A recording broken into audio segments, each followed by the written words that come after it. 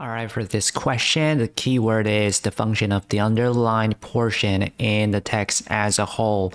So this is the typical structure of a text question. The goal is to identify how you can describe the function of this piece of text and how it's relevant to the rest and in what way. So you can see the choices are all about those labels, different ways to categorize the information. And sometimes you would see like the following later to suggest something about the structure of the text. So that means you have to read the passage very carefully and identify the connection between sentences. Now let's start with the first one. First sentence just introduces the specific species of hibiscus. Second sentence is a little bit long. We can divide it into two parts. The first part is where it is usually grown. And the second part is a specific historical event that caused it to go extinct. And then for the last sentence, it's a future event about the species, and the scent was recreated.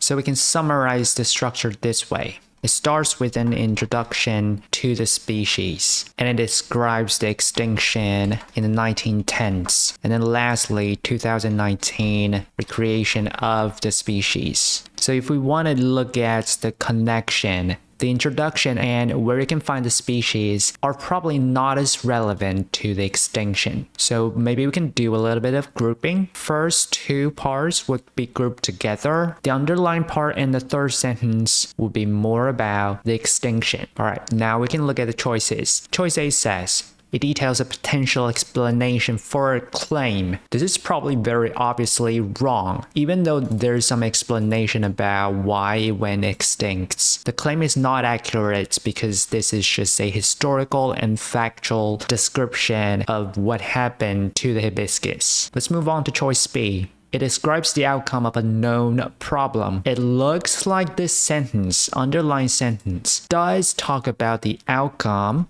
and the problem.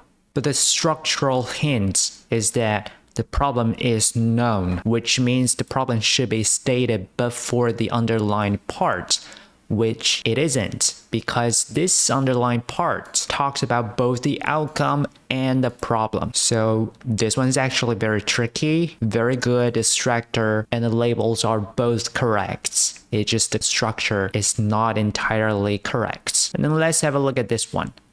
Background for following events. So the following event is obviously the 2019 recreation of the scent of this flower. And since we want to know what's the big deal of recreating it, well, the background is it went extinct. If it hadn't gone extinct, there wouldn't have been the need to recreate the scent. So it makes total sense to say the underlined part is the background. Alright, last choice. It offers justification for the later action. The structural hint is correct.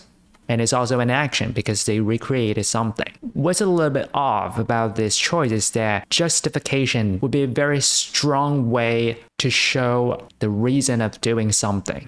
But if we really want to emphasize the cause of something or the reason of doing something, this is probably a little bit too generic. It does not say why they want to recreate the scent. It only says it went extinct, and it doesn't say why there's a need to recreate the scent.